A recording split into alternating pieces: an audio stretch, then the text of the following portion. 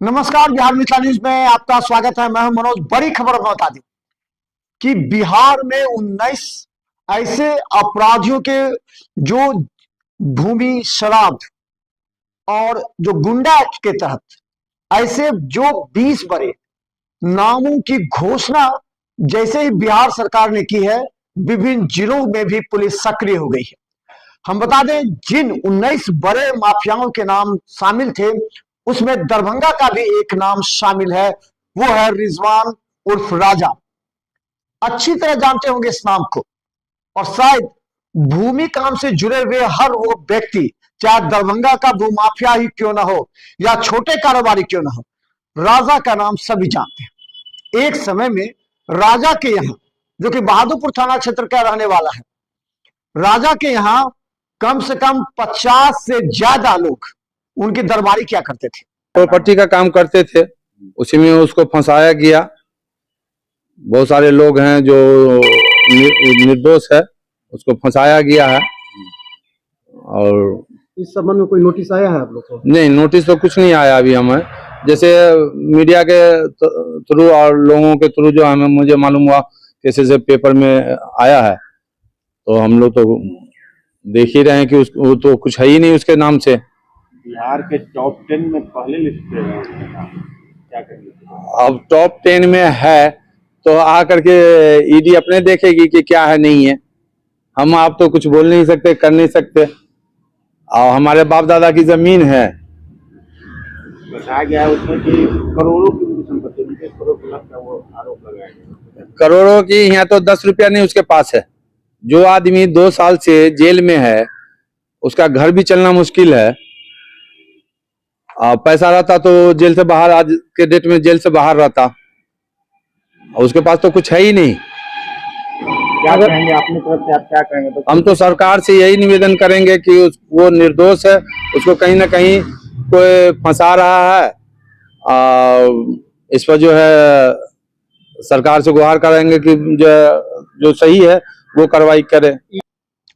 इतना पैसा संपत्ति उसके पास हो गया था कि लोग उसके आसपास जाकर के जमीन के लिए कहते थे, और राजा अपने हाथ से जमीन लिख देता था कि जाइए, ये जमीन आपकी होगी। कई ऐसे लोग हैं जिनकी जमीन की रजिस्ट्री नहीं हुई और राजा ने पैसा ले लिया। उस पर करीब दर्जनों मुकदमे दर्ज हैं। 100 करोड़ से ज्यादा उसकी संपत्ति का लिस्ट बिहार में, जो पूरा लिस्ट बना है पूरे बिहार के माफियाओं का, उसमें राजा का नाम है। और आप समझ लीजिए, राजा हालांकि उस समय जो चुनाव लड़ा था वो निर्दलीय लड़ा था, चुनाव लड़ा था, समझ लीजिए। इतनी बड़ी अवैध संपत्ति उसके पास थी, इतने नेता, इतने लोग उसके यहां से जाते थे कि उसे यह एहसास होने लगा कि अब वो विधायक बन सकता है। जमीन का मामला ये है कि एक जमीन थी जो रिजवान जी ने बात किया था, नवाब सैयद मोहम्मद नवाब की जमीन थी। उस जमीन में हम लोगों ने 22 कट्ठा 23 कट्ठा के लगभग वह जमीन थी, जिसमें हम लोगों ने 60 लाख रुपया उनको दिया था एक आदमी से, और उसी जमीन पर वो 1 करोड़ 40 लाख रुपया लिए हुए थे। बाद में हम लोगों का बैठ करके बातचीत हुई, समझौता हुआ, लेकिन नतीजा कुछ नहीं निकला। अब अंदरूनी मामला नवाब साहब और रिजवान साहब का क्या था नहीं था, आज तक हम लोग का रुपया फंसा हुआ है और मामला अदालत में चल रहा है। क्योंकि करीब करोड़ों रुपए लोगों से लेकर के चुनाव लड़ने वाला रिजवान उर्फ राजा की इतनी ज्यादा चर्चा हो चुकी थी कि लोग जानते थे वो जमीन का कारोबारी है।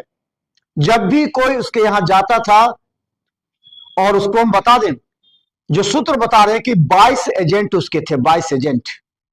ये 22 एजेंट उन लोगों तक पहुंचाता था जहां जिन्हें जमीन लेनी है, और जितने भी विवादास्पद जमीन थे, राजा ने उस जमीन पर उस समय पुलिस की मदद से ही कब्जा किया।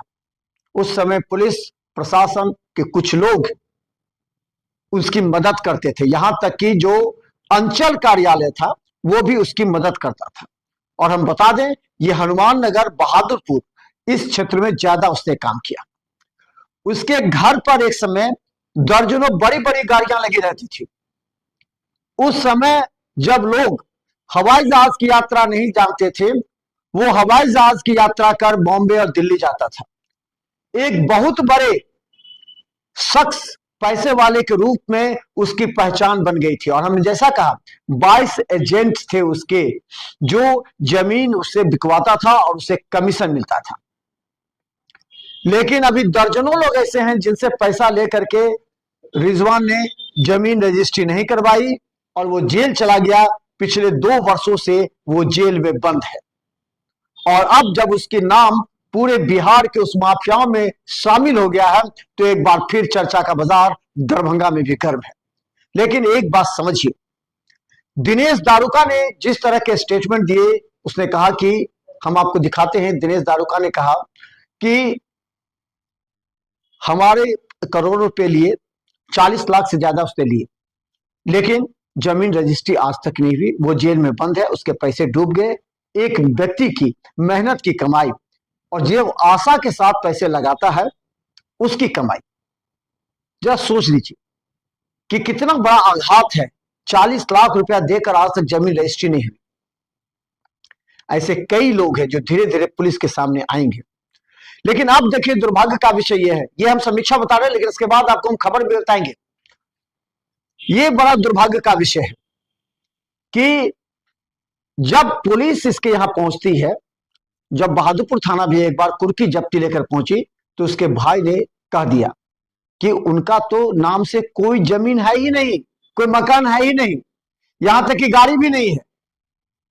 कितना बड़ा मजाक है। और सबसे बड़ी बात यह है कि आखिर जो इन्वेस्टिगेशन कर रहे थे उस समय आईओ थे, उन्होंने क्या किया? क्या उन्होंने राजा की संपत्ति के, राजा के मकान, वो कह रहे बाप दादा की जमीन मकान है, तो राजा जो करोड़ों रुपए कमाया, चुनाव लड़ा, उसने, उसके कई एजेंट आज करोड़पति हो गए हैं जमीन से, तो राजा का जमीन नहीं होगा, मकान नहीं होगा।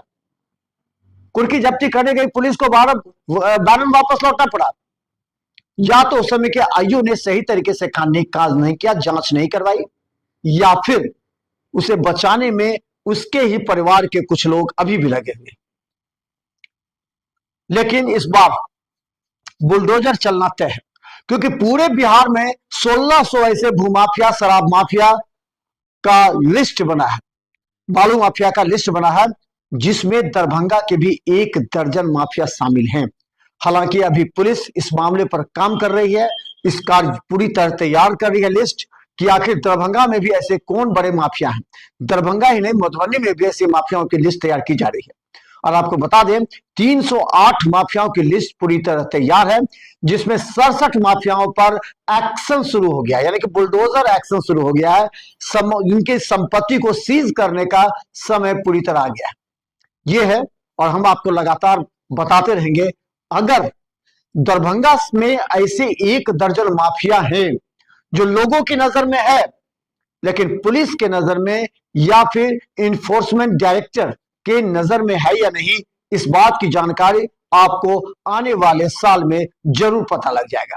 क्योंकि ऐसे अरबपति और करोड़पति दरभंगा में भी माफिया शामिल हैं, जिनका संबंध शराब जमीन से जुड़ा हुआ है। और इस बात की जानकारी अब दरभंगा पुलिस भी कलेक्ट करना प्रारंभ कर दी है। अब सम्राट चौधरी के उप मुख्यमंत्री बनते, गृह मंत्रालय संभालते ही पूरे बिहार में एक चर्चा का बाजार गर्म है। और चलिए हम आपको बता दें कि लगातार इस पर हम अपडेट दिखाते रहेंगे। रिजवान राजा के घर पर जानकारी के लिए जब लोग पहुंचते हैं तो कहते हैं उसका कोई संपत्ति नहीं है। यह है वहां की स्थिति, लेकिन लगातार हमारी नजर है। हम बता दें, दरभंगा में 2 ऐसे जो कि आपको दवा मतलब समझ लीजिए नशीली दवा के कारोबार से जुड़े हुए थे, उनकी गिरफ्तारी हो गई है। इसके अलावा एक जो इंजीनियर थे अंसारुल हक, उन पर भी अवैध संपत्ति का मामला दर्ज हुआ है। तो अब पुलिस एक्शन में आ गई है और पुलिस हर थाना क्षेत्र में जो भी इस तरह के माफिया हैं, पुलिस अंदर ही अंदर पता लगा रही है कि उस थाना क्षेत्र में कौन से ऐसे बड़े माफिया हैं जिनके पास अवैध संपत्ति है। ऐसे लोगों की लिस्ट तैयार कर पटना गृह मंत्रालय भेजने की तैयारी है। हम आपको हर अपडेट दिखाएंगे। देखते रहिए बिहार में यूट्यूब में सब्सक्राइब कीजिए। GTPS सिटी केबल 10 पर लाखों लोग हमें देख रहे हैं। धन्यवाद।